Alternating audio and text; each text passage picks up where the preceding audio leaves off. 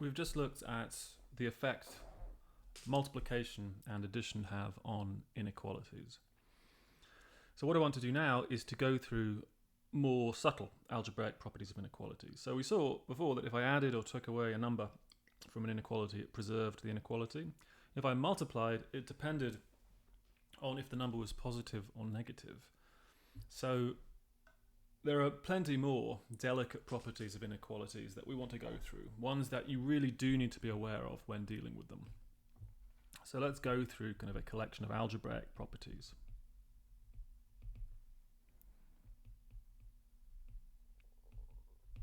Of inequalities.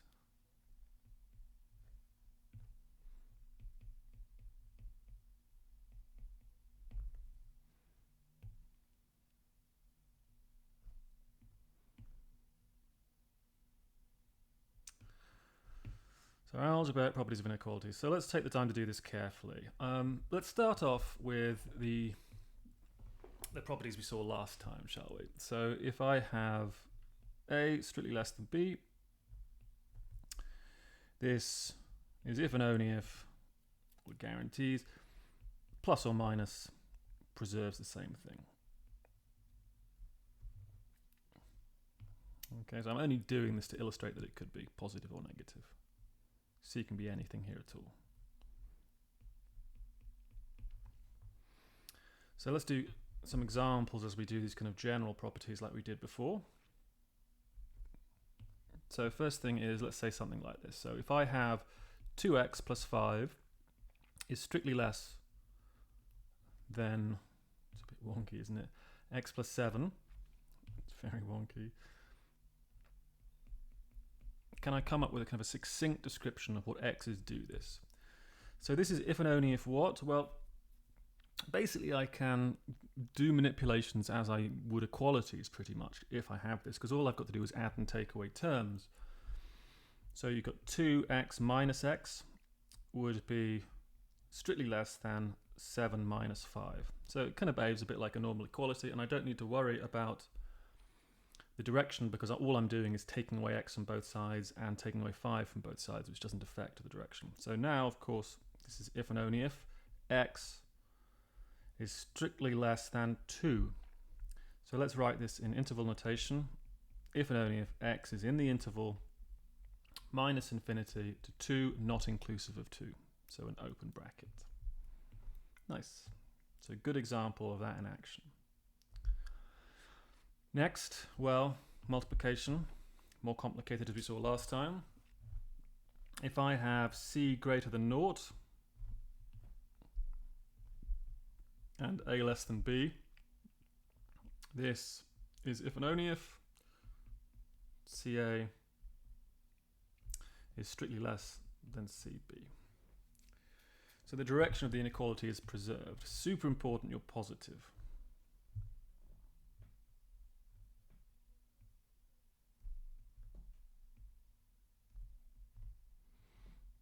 So inequality is preserved. So let's do an example, shall we? Let's do what we do. 4x plus 7 is greater than 0. Well, this is if and only if, from the first property, 4x is greater than minus 7, just adding minus 7 to both sides. Now this is if and only if what? Well, I can divide through by 4, or if you want, think about it like multiplication, multiply by a quarter. A quarter is positive, so I'm going to get x is strictly greater than minus 7 over 4. So let's do this in interval notation. This is if and only if x is in, so it's strictly greater now. So it's on this side.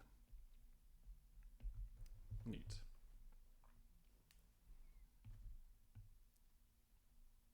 So multiplication by a positive number preserves the inequality. It doesn't matter if a and b are positive, doesn't matter where they are, as long as b is to the right of a on the number line.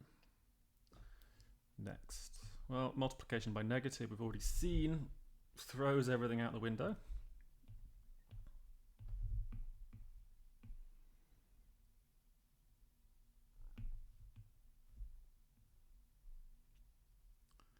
So we basically have exactly the same story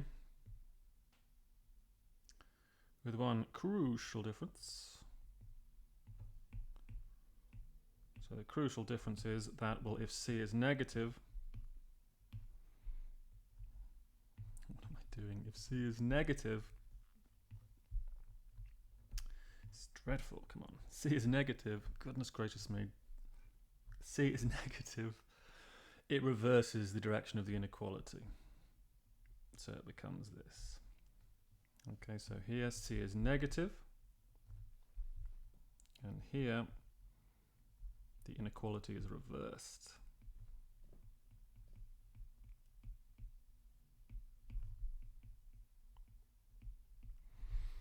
Nasty. So in particular, as an example of this in action, if a is less than b, well, this is if and only if I multiply through by -1, well, -1 is negative, so it's going to flip the direction. Okay, but -1 times a, -1 times b is just minus a. Go to the minus b.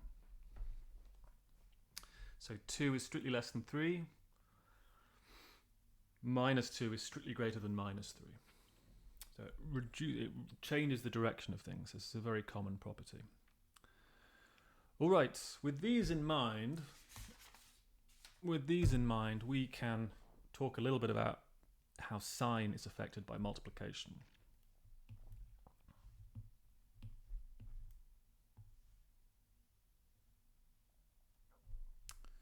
So the sign of something is whether or not it's positive or negative.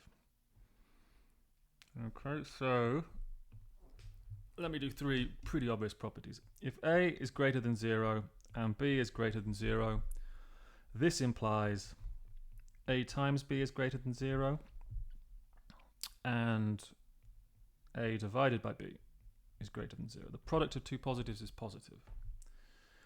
If a is greater than 0 and b is less than 0,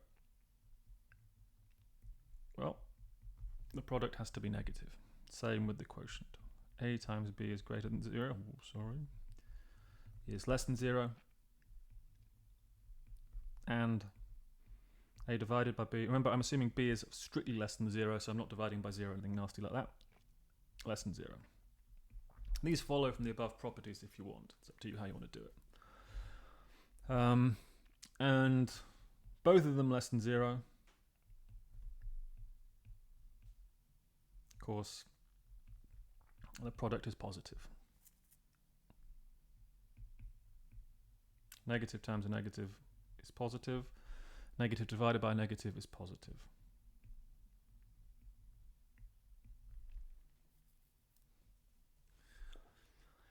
Now, I could beef these up a bit, right? I could have things like the product of 3 things, product of 4 things, all sorts of stuff.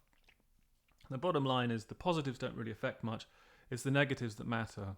So if you have kind of a product of an even number of negatives, it's going to be even.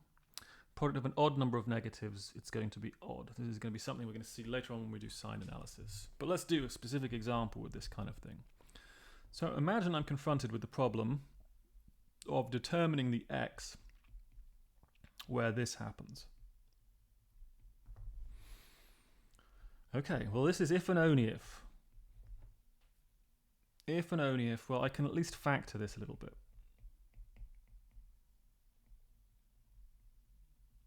Okay. So what am I looking for? I'm looking at a product here. So I've got a product, x squared plus 1 multiplied by x, and it has to be negative. So there are 2 options for this, aren't there? There's this is positive and this is negative, or the other way around, right? So the other way around could be this guy is negative and this is positive. Can those occur? So let's think this through very carefully. Well, I don't think so. Well, not both of them anyway. So x squared is greater than or equal to 0, of course. So now this implies, if I add 1 to both sides, x squared plus 1 is greater than or equal to 1. Okay, so in particular, x squared plus 1 is most definitely greater than 0, for sure. So that means this guy here is always positive. There's only one option. The only option is the x is negative. So hence x squared plus 1 times x is negative if and only if x itself is negative.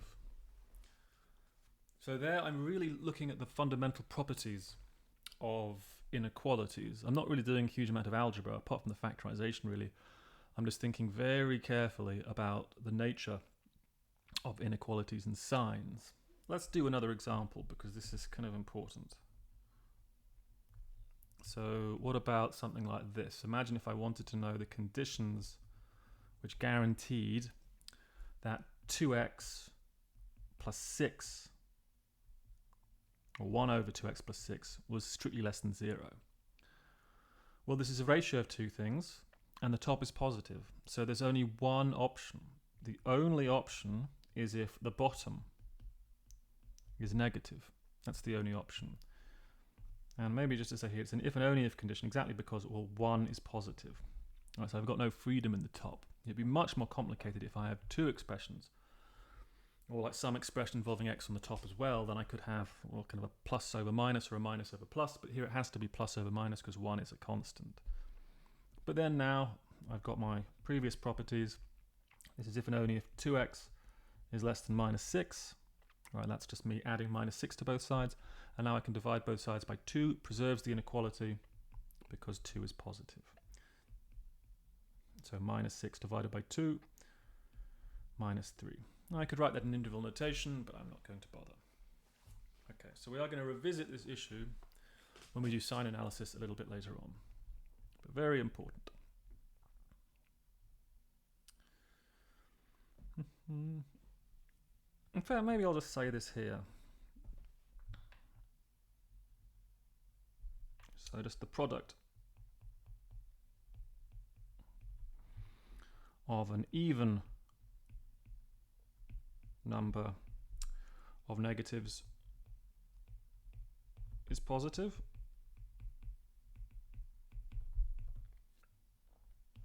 And similarly, the product of an odd number of negative.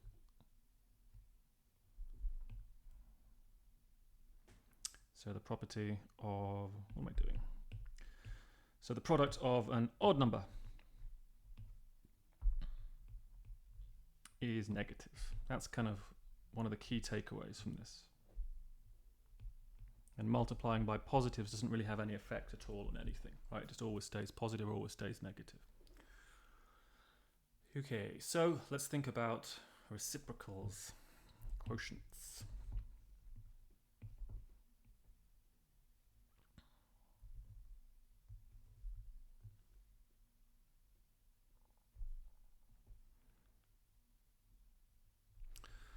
So again, most of these are actually going to follow from what we've just done. It's just I want to kind of really carefully highlight them. It's very similar to what we did when we did properties of algebraic operations at the very start. At the beginning, I outlined the most fundamental properties of addition and multiplication. And then in the next video, we looked at kind of more complicated consequences of these. The same thing is true here, basically. What I've just gone through above are kind of the fundamentals, and everything I'm going to do from now on is going to follow pretty much, apart from stuff to do with radicals and other things like that, and exponentials or exponents. But this one in particular follows from it. Okay, so let's imagine I have the following. Let's imagine I take a positive collection of terms like this, and I take the reciprocal. So if I take the reciprocal, so I do 1 over everything, well, I can't do 1 over 0, but if I do 1 over a and 1 over b, that actually flips the order.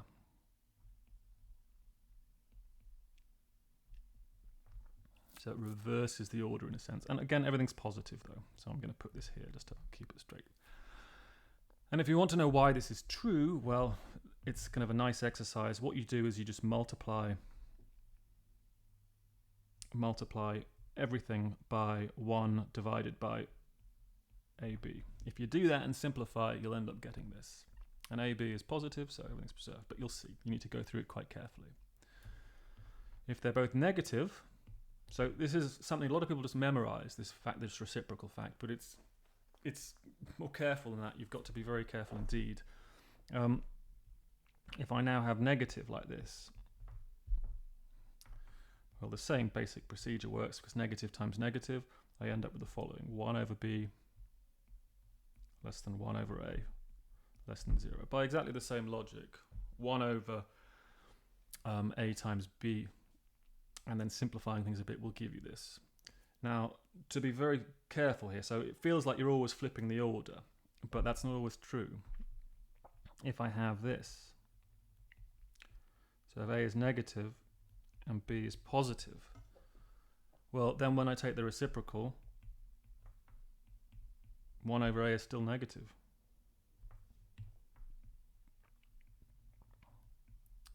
And 1 over b is positive. So it stays the same direction. Horror of horrors. So it's kind of confusion. So the main thing you want to take from this is the following, I think. I mean, if the same sign, so if a and b are the same sign, this implies the inequality is reversed.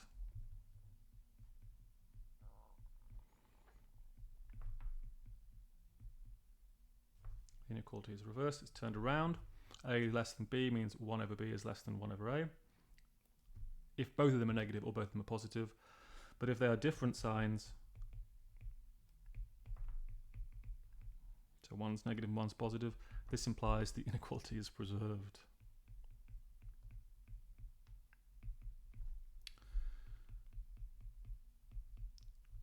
So it's kind of careful. You don't want to just memorize the fact, oh, if I take the reciprocal, it turns it around. That's not always true. It's not true if they're a different sign. So a little bit subtle. So let's do an example, shall we? Imagine I was confronted with this. So I want to work out the x's that do the following. Something like this.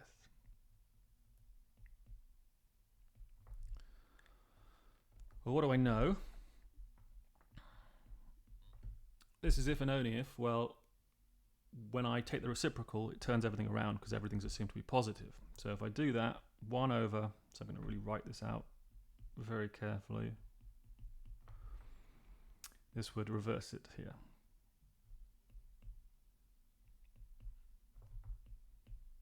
Okay, and of course, I want this to be positive. So I'm just writing that down literally, exactly word for word. But now, thank goodness, when I take the reciprocal of the reciprocal, it just turns into, well, the denominator. And what do I get? I get x minus 1, strictly bigger than 5.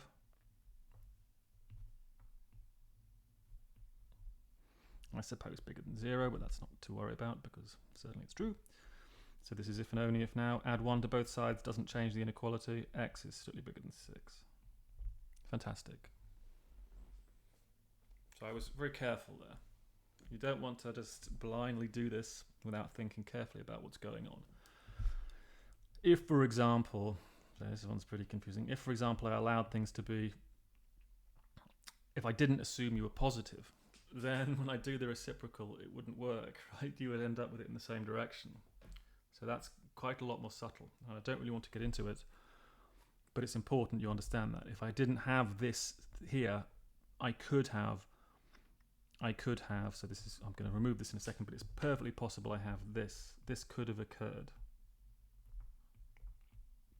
if I'm allowing any x. And now the problem here is,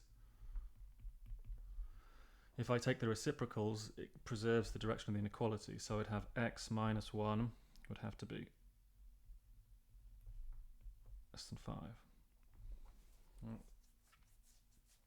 Is that correct, or have I gone completely mad? So it all kind of goes haywire. The bottom line is you need to be very careful about the inequality. Right, so you want to make sure you've got the exact properties working. Okay, so what have we got? At this point, reciprocals are a little bit delicate. Let's think about how exponents work, how radicals work, and how maybe logarithms work.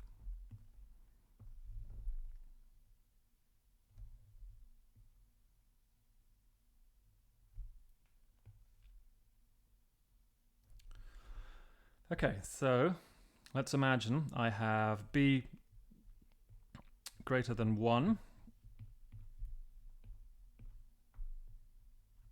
What's going on here? B strictly bigger than 1.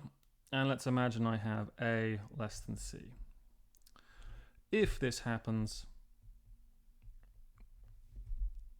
this is if and only if BA less than BC. Awesome. That's pretty believable, isn't it, right? Because if, for example, I have 2 to the power 2, 2 to the power 3, 3 is bigger than 2, so that's why 2 to the power 2 is smaller than 2 to the power 3. But 2 is bigger than 1. So let's just do a quick example of this. 2 to the 3 minus x, let's say it's less than 1. So imagine I want to work out the x's that do this. So there are several ways I could try doing this, but let's kind of do it really directly. So this is if and only if 2 to the 3 minus x is less than 2 to the 0. Now 2 is bigger than 1, so this has to be less than, or if and only if 3 minus x is less than 0. This is if and only if add x to both sides preserves the inequality, x is strictly greater than 3.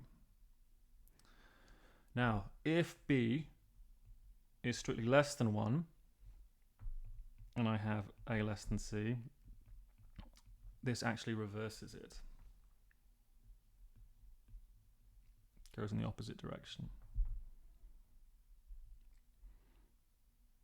So where am I? B to the c. So this the first one preserves. Maybe I'll write this fully.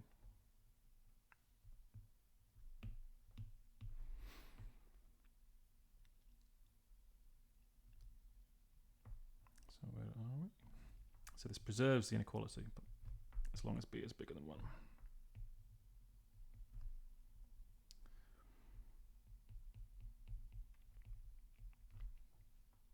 Preserves inequality.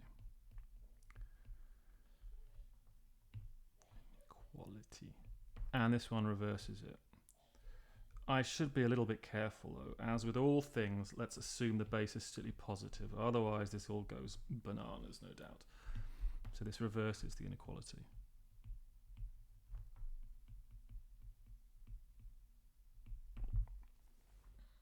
Okay, so just as a quick example, really simple. If I was to take b is equal to a half, let's say, and I was to take 1 less than 2, well, a half to the power 1 and a half to the power 2. What's this equal to? Well, this is equal to a half, and this is equal to a half times a half, that's a quarter. And of course, the inequality is the other way around. Okay, so very important, it goes the other way if b is less than 1. Okay, so let's think about powers. So powers are very nice. They basically work in exactly the same way as you'd hope. So let's just have a look. So let's take a. So if you vary the base, so if you take a less than b, this is if and only if, when I take the nth root of a, it's strictly less than the nth root. So this basically is varying the base, but keeping the exponent fixed as a 1 over n if you want.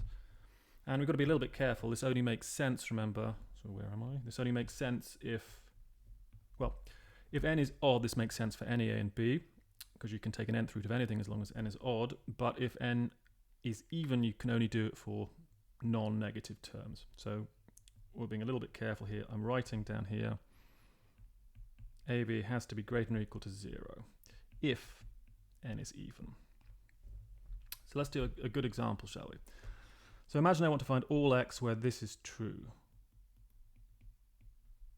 All x where this is true. So I have an equality.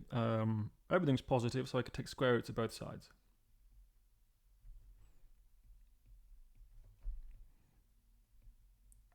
So square root of 1 it makes sense to take the square root because I've got a square there. So this is the square root of x squared. Okay, so the inequality is preserved. Very nice.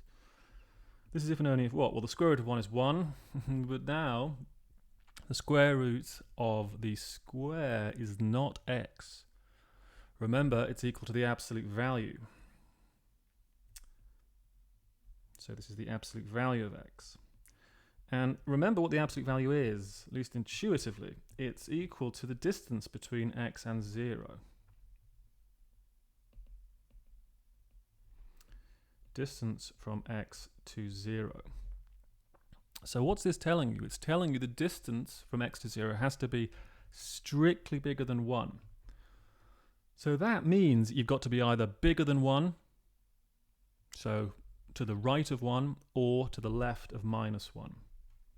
So this is if and only if x is in one of two things. Either it's to the left of minus 1, or not inclusive of minus 1, because then you'd have equality, or what? 1 to infinity. So just draw a very quick picture of this. If I've got 0 here, I've got 1 here, and I've got minus 1. Where can x go? Well, x basically has to go. It can't be at either of these two positions, because then it would be the absolute value is equal to 1, which isn't allowed. The absolute value has got to be strictly bigger than 1, so the distance has to be larger. The distance between 0 and x has to be larger than 1, so x either has to be over here or over here, which are these two intervals. Neat. Right, that's a really good example. You've got to keep your wits about you with that. So you don't... A classic mistake is just at this point just thinking, oh, well, this is x, and then you lose half of the problem. So you've got to be really, really careful. Good example, though, right? So finally, let's look at how logarithms work. So the first one here was varying the exponent, keeping the base the same. Here, basically, you're changing the base but keeping the exponent fixed, at least when you're talking about nth roots of things. And now let's think about logarithms, like I said. So maybe one of the more difficult guys. So this kind of follows from the ones above, honestly, but it's worth kind of going through carefully. So really, it's just the statement above, essentially. It's the if and only ifness of this statement I'm about to write down, but in logarithm notation. So this is if and only if log to the base b of a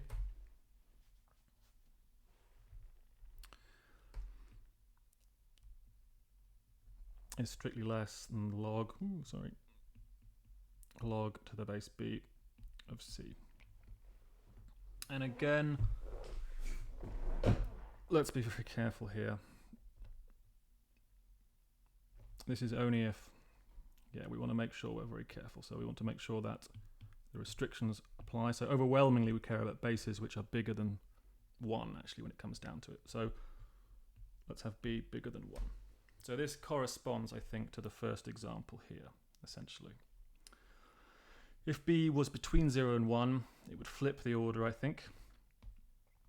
It would flip the order. Let me just think about that. Is that correct?